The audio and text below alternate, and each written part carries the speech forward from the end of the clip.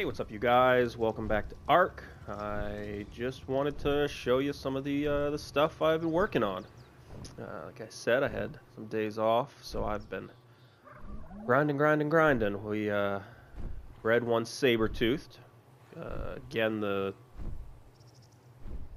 I tried messing with the settings for imprinting, and I went the wrong way, so I didn't get any imprinting on that one.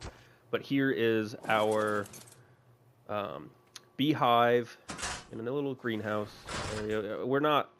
It doesn't need to be in a greenhouse, but I don't know. I just felt like putting it in. It seems a little more a beekeeper-esque to put it in something a little bit nicer than just out on the ground. So the way these work, yep, we got one working, all right. You take rare flowers. It's powered by rare flowers, and it produces honey. And in here, if you leave it in there, you can see how long of a spoil time it is. So it's much better than getting it out of the beehives. As soon as we take this out, I'm not sure if this is like special. Yeah, no, it goes right down to 20 minutes. So we'll just have this delicious and nutritious snack. So a couple different things. We'll have a good supply of honey. We still need to make our way back over to the redwoods, set up a tree stand, and get some sap before we can tame the snail over in the taming pen over there. I want to see how this works because the dung beetles and snails, you have to have them on wander for them to work. So the dung beetle, we put obviously dung in it, and he turns just the poop into fertilizer and oil. So it's so much nicer than the compost bin, getting thatch and waiting. It's quicker, it's better. So for these guys, obviously, only level up weight. That's the only thing that matters on them, is that they can hold more poop in their inventory. So I can grab all this out. But again, with these, they eat spoiled meat. And yeah, so I want to see how these work, because if you put them in a cage, you can build a little wooden cage, put them in there.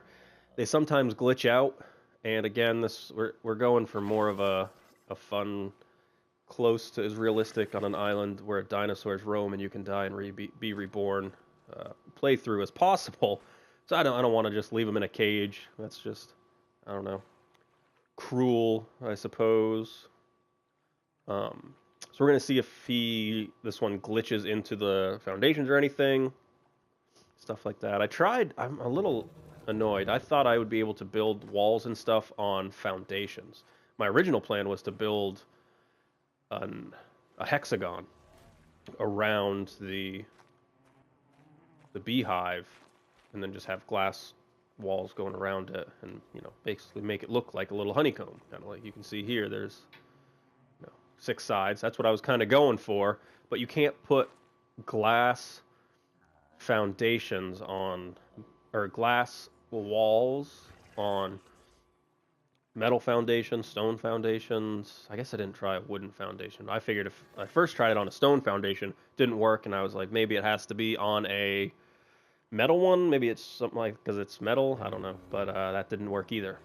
So if this seems to work out okay for the dung beetle, we'll probably throw the snail in there with him. But I did have to bring another feeding trough over here because he was just out of range of that one. I didn't really plan it out too much. I should have brought the dung beetle over and seen where the feeding trough from over here would have met up. So, but that's okay. And then where's Bloody Bat?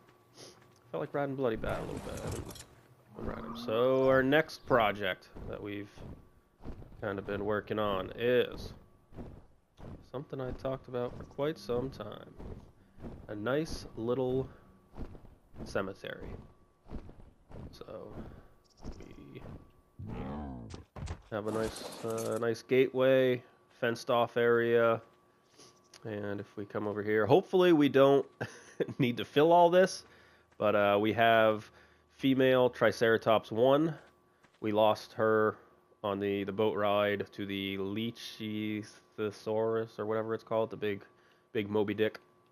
Female megalodon, the manta killed her, and then way up here at the top of the mountain, looking over the world and the rest of the fallen comrades, Betty Boop. So she'll have a nice view forever. You know, she was lost at sea. And I guess I just also wanted to show you some stuff with fence foundations. I had tried to build something way back in the beginning, and I couldn't get it to work. And it's just fence foundations are weird. So like you can, if you're trying to snap it from here, it doesn't snap. And that's what I was doing. I was trying to snap them together, kind of like, I guess it did snap there for a little bit, but if you have two foundations, they just, from here you can snap them left and right and whatever, it's fine. But it's a little weird with these, and like, so it can be hard to get it to go kind of lined up this way. And I'll try and find his name real quick, the guy's video that I watched. And basically you just walk backwards along it and then move your like right joystick and left one, just slowly move. And so it's right now it's snapped there, and I'm going to move my left joystick a little, or my right joystick, I'm sorry, turn my view a little bit, and you can see it snapping down there. So now it's in place. And then again, we'll try again. Yeah, see, I'm just looking to the left a little bit, and it'll snap into place.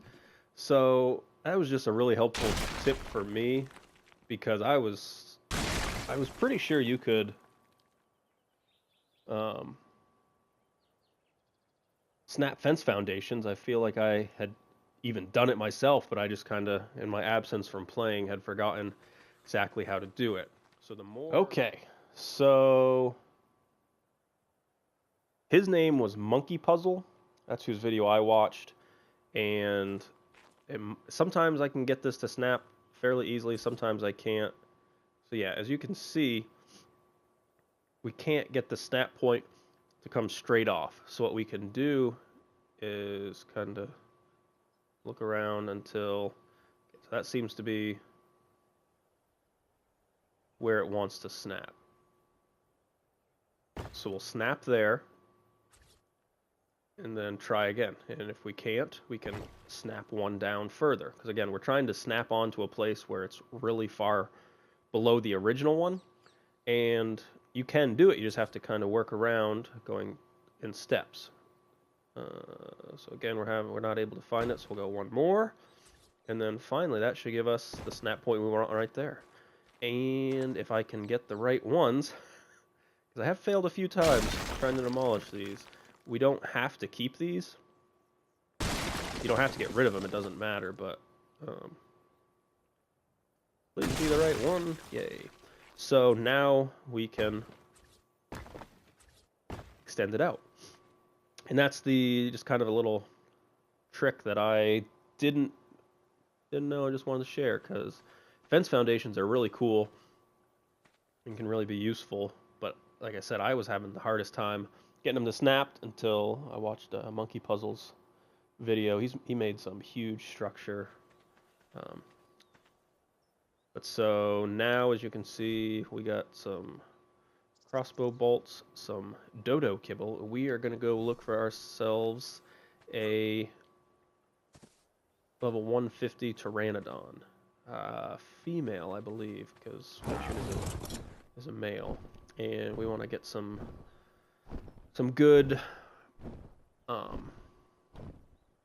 pteranodons, because that's kind of the goal, is to get two good mating pair and then not use them. I'm pretty sure I've talked about it before, but so we don't want to really be riding fortune. We want to get like a good mating pair of pteranodons, and then use their offspring. And if something happens to the dino that you're riding, you still have another mating pair to get basically the same dino again. And then you always have expendable dinos for doing whatever, and you can do whatever. We do need another Therizinosaur because we only have one, and they are a pain. But we want to get another Pteranodon first. The Tapihara, you don't really take it in the combat areas, or at least I don't. Wow, that looks like a dark area. Looks like a storm rolling in. I've never seen it quite like that. But so yeah, we're gonna look for another Pteranodon. What was Fortune when I got it? Was he one? He must have been 125. So maybe I'll try for two 250s with the 5 times taming. It doesn't take very much to tame them. 3 dodo kibble. 125? I think it was 3 before. Yeah, it was still 3 dodo kibble at 125. But yeah, so that's where it's at now. I might show using the tree tap, but we're just gonna have to fly over and set that up.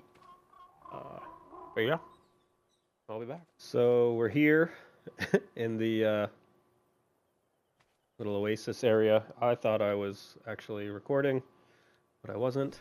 We did run over to the redwoods twice actually, because you have to activate the tap first, I guess, before it'll start producing.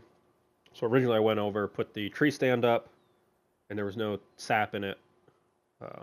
I looked it up, and apparently it's this weird thing where you have to activate the tap first, go into its inventory, it'll be nothing, and then it'll start producing sap from the tree. So I put the tree stand, 3 more taps on, because I think you can only fit 4 on a tree. I only had 4 on me. We went back a little bit later, they were all full. Or they were all had some in them. I'm not sure if they were full, but... And we just had a purple drop with a ring around it and got our first Ascendant. And it's a Diplo saddle. So, yeah. So maybe I still haven't gotten a Bronto. So maybe when I get a Bronto, I'll tame a Diplo as well. Just because something to use this on. I was actually hoping it was a blueprint so you could see how much materials were required. Another silencer, but also I've been not necessarily putting this off, but I am waiting now that the dinos get a level up boost. We did get 2 more. I was able to find 2 Pteranodons, 150. So this guy must have been Fortune must have been a 120 or 125. I forget exactly, but because they're level 224 after the tame, 150 plus 74 levels. From a kibble, but yeah, alrighty.